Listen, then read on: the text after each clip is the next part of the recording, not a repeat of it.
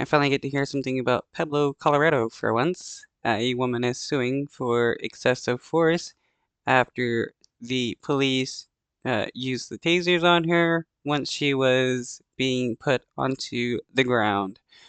She does admit to stealing a car, but that does not give the police the right to use excessive force when a person is surrendering. On the ground now! Tonight, the Colorado woman seen in this body camera footage tased while lying on the ground, suing the officer and the chief of the Pueblo Police Department for failing to report excessive use of force following this incident in February. Okay, I can understand having the taser out as a form of intimidation and to make sure that the people will comply since she did commit a crime. But to tase them while you're putting them on the ground is definitely excessive force. Running. On the ground now! Get on the ground now! Officer Benny Villanueva seen approaching Christy Gonzalez after she attempted to evade police in a truck she later confessed was stolen.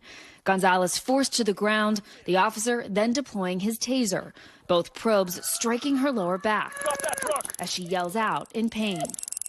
According to the lawsuit, Gonzalez still has numbness and difficulty using her right hand since the incident. Her attorney says they're looking for accountability. Christy, she's Okay, yeah, we gotta stop pretending that tasers are a less lethal measure to subdue people because it's not.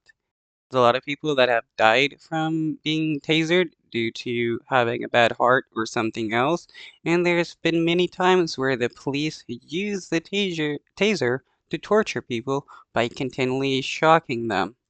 in prison for what she did here. She took accountability for what she did with this stolen vehicle. But, when you're wearing a badge, the law in Pueblo apparently doesn't apply to you. The Pueblo Police Department conducting an internal affairs investigation, finding Officer Villanueva may have used excessive force against Gonzalez and another person a few weeks later. One of the things that I mean, it's kind of obvious that he did. It's on body cam. He tasered her while she was surrendering and allowing herself to be placed on the ground. He had no need to taser her. agency has to do every year is send along a report that says whether or not any of their officers have been subject to a disqualifying incident. Gonzalez's lawsuit claims the officer's use of the taser violated department policy and that the department did not report any disqualifying incidents in 2022. Okay, we need to create some kind of smart devices for tasers and guns and like pepper spray for cops. So when they use these items, the account of the item is recorded in a log that is uploaded to a server somewhere else, along with the video from their body cam. IA conclusion that there was excessive or unlawful force used is a mandatory minimum 1-year suspension of your certification. The police department has not returned NBC's request for comment. During the internal investigation, Officer Villanueva acknowledged several times that he and his colleagues needed more training on excessive force and the taser they were issued. In interviews, Well, so these cops are admitting that they don't have the proper training needed to use the tasers that they are issued.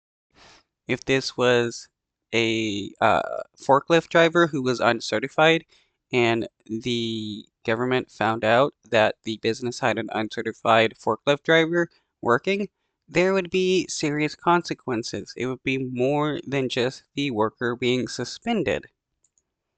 for the investigation, he said, quote, "I'll be honest, I'm totally unfamiliar with this taser. We need more training on it." Officer Villanueva also told investigators his taser usage incidents were related to his uncontrollable anger and temper. So the cop is admitting that he uses his taser not because a person is a threat, but because he is angry at the person and he cannot control his temper. Why do we have these kinds of people as cops? Because no matter what, they're going to be abusing people. This is why we need an extensive psychological testing before a person becomes a cop, as well as better education, they need to take a 4 to 6 year college course on law and stuff. Mara Barrett joins us now from Chicago. Mara, is this officer still on the job right now?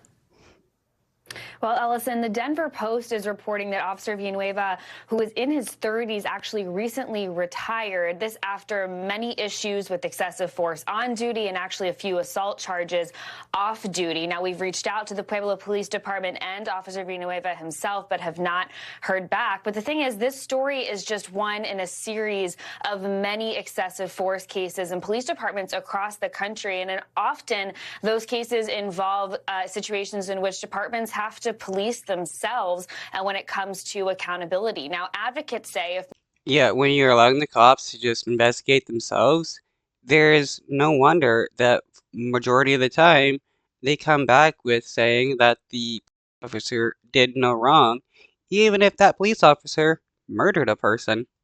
more resources, more funding was allocated towards higher levels like the attorneys general offices, they could then hire investigators to independently audit police departments in hopes that less cases like this happen going forward. Allison?